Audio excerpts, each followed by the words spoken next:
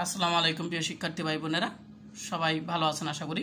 তো আজকে আমরা যে প্রশ্নটি করব এই প্রশ্নটি খুবই গুরুত্বপূর্ণ, কারণ এটার মাধ্যমে আমরা 3টা প্রশ্ন সলভ করব। তো দেখেন, প্রশ্নটা আসতে পারে একটি সুষম দণ্ডের প্রান্ত বিন্দুতে ও দৈর্ঘ্যের লম্ব অক্ষের সাপেক্ষে জড়তার ভ্রামক ও চক্রগতি ব্যাসার্ধ নির্ণয় করো।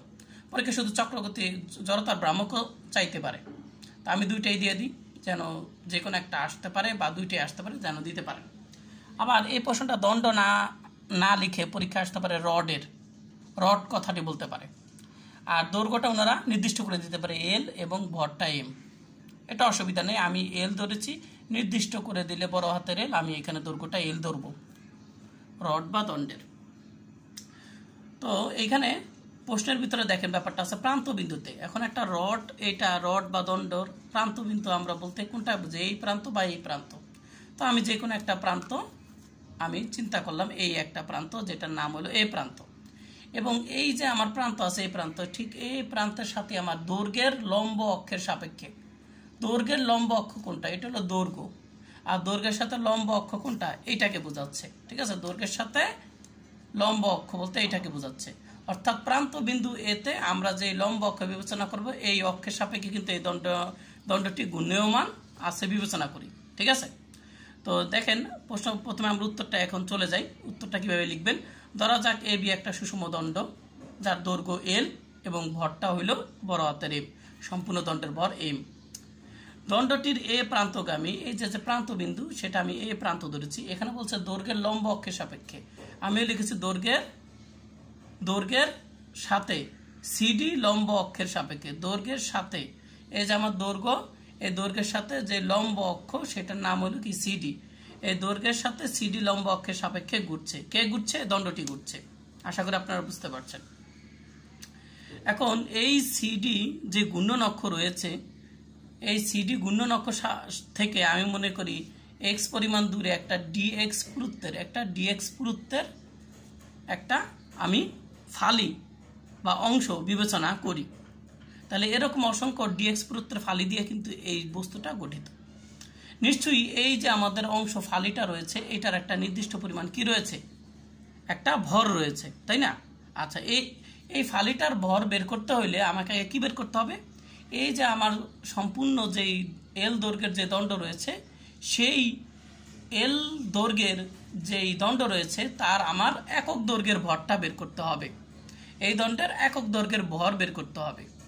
তো আমি এই দণ্ডটার একক দৈর্ঘ্যের ভর মানে কি, একক দৈর্ঘ্যে কি পরিমাণ ভর রয়েছে দণ্ডটির, এই জন্য আমাকে মোট ভরটাকে আমাকে কি করতে হবে, একটু লিখে দিই এখানে, মোট ভরকে দিতে হবে কি মোট দৈর্ঘ্য দ্বারা কি করতে হবে, ভাগ করতে হবে। তাহলে আমি পেয়ে যাব একক দৈর্ঘ্যে ভর পেয়ে যাব, একক দৈর্ঘ্যে ভর পেয়ে যাব। এখন রডটির আমি পেয়ে গেলাম একক দৈর্ঘ্যে ভর, কিন্তু আমি এইখানে যে একটা ডিএক্স পুরুত্বের একটা ডিএক্স দৈর্ঘ্য, এটা ডিএক্স দৈর্ঘ্য বলতে পারেন, ডিএক্স পুরুত্ব বলতে পারেন। এখন এই ফালিটার ভরটা কত হবে, যেহেতু একক দৈর্ঘ্যের ভর হলো এত, তাহলে এককের জায়গায় আমি যে ডিএক্স দৈর্ঘ্যের ভর বার করি, তাহলে আমার কি করতে হবে, ডিএক্স দ্বারা এটা গুণ করতে হবে।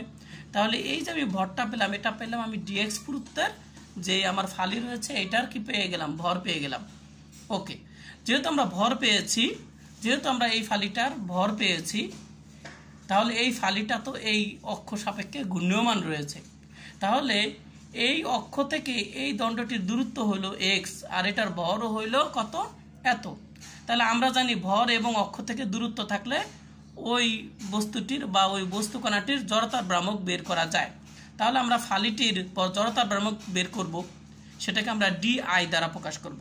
আমরা জানি জড়তার ভ্রামক আই, কিন্তু এখানে ডি আই লেখা হয়েছে, ডি দ্বারা কি বোঝায়, এই জড়তার ভ্রামকের একটা ক্ষুদ্র অংশকে বোঝানো হয়। তো জড়তার ভ্রামকের সূত্র হলো কি, ভর গুণ দূরত্ব। কার ভর? ফালির ভর। কার দূরত্ব? ফালির দূরত্ব। তো ভরটা কত আমরা একটু আগে পেয়ে গেছি, এই যে ভর। দূরত্ব কত একটু আগে দেখেছিলাম, এক্স দূরত্বে আছে, অক্ষ থেকে এক্স দূরত্বে, তাহলে এই যে দূরত্ব স্কোয়ার। তারপর আমরা কি করলাম, এই ডিএক্সটাকে আমরা এইখানে নিয়ে গেলাম, আর এক্স স্কোয়ারটাকে এখানে নিয়ে আসলাম সৌন্দর্যের জন্য। এখন দেখেন, আমি যে এই যে আমি জড়তার ভ্রামকটা পেলাম, এটা পেয়েছে শুধুমাত্র একটা ফালির জন্য, একটা মাত্র ফালির জন্য। এরকম একটা ফালির জন্য। কিন্তু এরকম অসংখ্য ফালি দিয়ে কিন্তু আমার এই দণ্ডটা গঠিত। তাহলে আমি বলতে পারি এরকম ফালি এই দণ্ডের ভিতরে অসংখ্য রয়েছে। অর্থাৎ এই যে আমাদের যে দৈর্ঘ্য রয়েছে এখানে কত, এক্স এর মান এই জায়গায় কত, এটা হলো এক্স পরিমাণ দৈর্ঘ্য। তাহলে এক্স এর মান এই জায়গায় কত, 0, আর এক্স এর মান এই জায়গায় হলো কত, এল। অর্থাৎ এই পুরো দণ্ডটার দৈর্ঘ্য কত, এক্স পরিমাণ 0 থেকে এক্স পরিমাণ এল। এই দূরত্বটা এক্স পরিমাণ এখানে হলো 0, আর এই জায়গায় কিন্তু এক্স এর মান এল, অর্থাৎ সম্পূর্ণ দৈর্ঘ্য। তাহলে সম্পূর্ণ দৈর্ঘ্যে এরকম যতগুলো ফালি আছে সবগুলো ফালির জন্য যদি আমি এই দণ্ডটার জড়তার ভ্রামক বের করতে চাই, তাহলে এরকম ছোট্ট একটা ফালির জন্য যে জড়তার ভ্রামক পেয়েছি সেটাকে আমাকে কি করতে হবে, সমাকলন করতে হবে বা যোগজীকরণ করতে হবে। তাহলে আমি এই সীমা থেকে এই সীমা পর্যন্ত সম্পূর্ণ দণ্ডের জন্য আমি জড়তার ভ্রামক পাবো। এই জন্য আমি কি করেছি, এই যে আমি জড়তার ভ্রামকটা পেয়েছি একটা ফালির জন্য, এইটাকে আমাকে x = 0 থেকে x = l, x = যেখানে হলো 0 আর x = এই মাথা পর্যন্ত হলো l, অর্থাৎ সম্পূর্ণ দৈর্ঘ্য। ঠিক আছে, সম্পূর্ণ দৈর্ঘ্যটা কিন্তু এখানে নেওয়া হইলো। এই সম্পূর্ণ দৈর্ঘ্যের সীমার ভিতরে আমি সমাকলন করলে আমি দণ্ডের জন্য জড়তার ভ্রামক, মোট জড়তার ভ্রামক I পাওয়া যাবে। দণ্ডের কি মোট জড়তার ভ্রামক পাওয়া যাবে।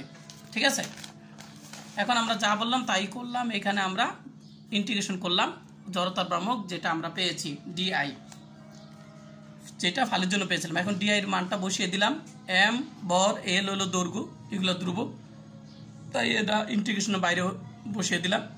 এরপর আমরা এক্স স্কয়ারকে ইন্টিগ্রেশন করলে উপরে পাওয়ার 2 আছে, 1 বৃদ্ধি পাবে, তারপর আমাদের পাওয়ার দ্বারা ভাগ করতে হবে। এরপর আমরা নিচের যে 3টা আছে সেটাকে আমরা বাইরে নিয়ে আসলাম। তাহলে এখানে আমার থাকে কত, এক্স কিউব, এক্স কিউবের জায়গায় এল বসাইলে এল কিউব, তারপর আমাদের সূত্র অনুসারে মাইনাস দিতে হবে, তারপর নিচের লিমিট আবার এক্সের জায়গায় বসাতে হবে। তাহলে আমাদের কত আসে, ml² 3 আসে। তাহলে এখানে কিভাবে আসলো একটু বলে দিই। এখানে কিন্তু এল একটা, এখানে কিন্তু এল 3টা, তাই কাটাকাটি করলে এল কিন্তু স্কোয়ার হয়, এজন্য l²। ঠিক আছে, তাহলে এই হলো জড়তার ভ্রামক। কারণ পরীক্ষা যদি আসে তাহলে আপনারা এই জায়গায় উত্তর দিবেন। এখন কথা হলো, যদি পরীক্ষা চক্রগতি ব্যাসার্ধ চায় নির্ণয় করতে বলে, তখন আপনি তো ইতুটুকের পাশাপাশি আরও করতে হবে আপনাকে। দেখেন তা পরীক্ষা দেখেন, চক্রগতি ব্যাসার্ধ যদি রাশিমালা চায় তাহলে আপনি চক্রগতি ব্যাসার্ধকে কে দ্বারা প্রকাশ করবেন। আর আমরা জানি চক্রগতি ব্যাসার্ধ কে হলে জড়তার ভ্রামক নির্ণয় করার সূত্র হলো I = mk²। তো জড়তার ভ্রামক I = mk², এটা হলো আমাদের চক্রগতি ব্যাসার্ধ দেওয়া থাকলে। আর আমাদের হিসাব কি, তো জড়তার ভ্রামক হয়েছে এত, তাহলে দুইটার মানই কি হবে, শর্ত অনুসারে সমান হবে, এই জন্য সমান লিখেছি। এম কাটা দিলাম, তাহলে k², তো এইখানে আমরা রুট দিয়ে দিলে কি থাকে, রুট দিয়ে দিলে স্কোয়ার কাটা যায়, আর এখানে √3 থাকে। তাহলে এইখানে আপনি উত্তর দিয়ে দিলে উত্তর কিন্তু শেষ হয়ে যাবে। তো আপনাদের কেমন লেগেছে অবশ্যই কিন্তু আপনারা কমেন্ট করে জানিয়ে দিবেন। শুধু এই একটা প্রশ্নই নয়, আমি আপনাকে আরেকটি প্রশ্ন আপনাকে করিয়ে দিব। দেখেন এই সেম প্রশ্নটা আপনি একটু পরীক্ষা ঘুরে আসলে আপনি ঠিকই পারবেন, কিন্তু আগের থেকে না জানলে পারবেন না। দেখেন যদি প্রশ্নটা এইভাবে আসে, সুষম দণ্ডের মধ্যবিন্দুগামী দণ্ডের দৈর্ঘ্যের সাথে লম্বভাবে অতিক্রান্ত অক্ষের সাপেক্ষে দণ্ডের জড়তার ভ্রামক ও চক্রগতি ব্যাসার্ধ নির্ণয়। দেখেন আগেরটা আর এটা পুরো সেম, শুধু আগেরটা ছিল প্রান্তবিন্দুগামী অক্ষ, মানে প্রান্ত দিয়ে একটা অক্ষ ছিল, আর এটা হলো মধ্যবিন্দুগামী, অর্থাৎ এই যে দণ্ডের মধ্য দিয়ে। ঠিক আছে, আর কিছুই না। তাহলে দেখেন সম্পূর্ণ লেখা এক, এটা আপনাদের আর কষ্ট করতে হবে না বেশি। দেখেন সব একই। তাহলে দেখেন যে ধরা যাক আমাদের কি এ বি একটা সুষম দণ্ডের দৈর্ঘ্য এল এবং এর ভর হলো এম, যেটা আমরা আগে দেখেছিলাম। দণ্ডটির মধ্যবিন্দু আগে লিখেছিলাম প্রান্তবিন্দু, এখানে হলো মধ্যবিন্দু। তো মধ্যবিন্দু এবং দণ্ডের দৈর্ঘ্যের সাথে যে সিডি লম্ব অক্ষের সাপেক্ষে,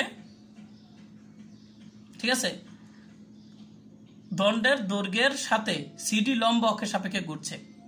তাহলে এই দণ্ডটা ঘটছে কিভাবে, ওই যে মধ্যবিন্দু যে রয়েছে, এই মধ্যবিন্দুতে এই যে দৈর্ঘ্যের সাথে সিডি লম্ব অক্ষের সাপেক্ষে ঘুরছে এই দণ্ডটা। এখন দেখেন এই সিডি অক্ষ হতে এক্স দূরে, যে আগেরটাও কিন্তু পুরো সেম ছিল সব, শুধু এইখানে একটু কথা চেঞ্জ হয়েছে, এখানে মধ্যবিন্দু হয়েছে, আগেরটাই ছিল কিন্তু প্রান্তবিন্দু, আর কিছুই না। কিন্তু চিত্রটা একটু ভিন্ন, আগে ছিল এই জায়গায়। তাহলে আপনারা যদি একটু মিলিয়ে পড়েন তাহলে কিন্তু আপনারা কিন্তু সহজেই পারবেন। তাহলে সিডি অক্ষ থেকে এক্স দূরে ডিএক্স পুরুত্বের একটা ফালি বিবেচনা করি। এই যে এক্স দূরে আমরা একটা ফালি বিবেচনা করছি পুরুত্বের, আগের মতনই। এখন দণ্ডটি একক দৈর্ঘ্যের ভর কত m/l, ওই যে মোট ভরকে দৈর্ঘ্য দ্বারা ভাগ করতে হয় সেটা আগেরটা দেখলেন।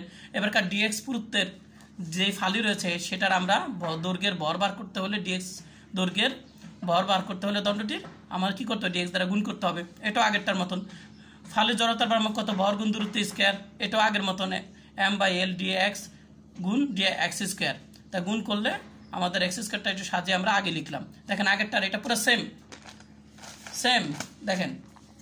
এখন আমরা আগের যে প্রশ্ন ছিল সেখানে আমরা দেখবেন 1 নম্বর সমীকরণে x = কত থেকে x = আমাদের কত ছিল,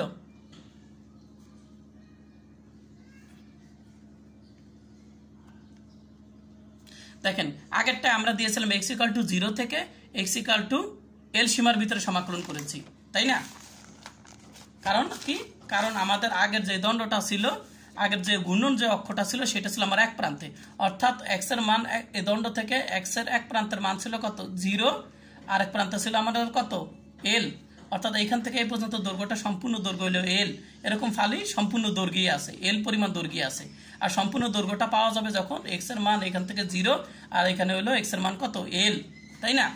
কিন্তু এবার যেহেতু আমাদের মাঝখানে চলে এসেছে, এবারকার যেহেতু আমাদের দণ্ডটা মাঝখানে, দণ্ডটার ঠিক মাঝখানে অক্ষ রয়েছে, তাহলে দণ্ডটার ঠিক এই পাশের অর্ধেক হলো l এর অর্ধেক আর এই সাইড হলো l এর অর্ধেক, যে l/2 এখন আমরা যদি এই সাইডেরটাকে আমরা পজিটিভ দিক ধরি তাহলে l/2 এটা দৈর্ঘ্যের অর্ধেক দিক হলো পজিটিভ, আর পিছনের অর্ধেক সিট হলো বাম সাইডেরটা হলো -l/2 ধরি, ঠিক আছে?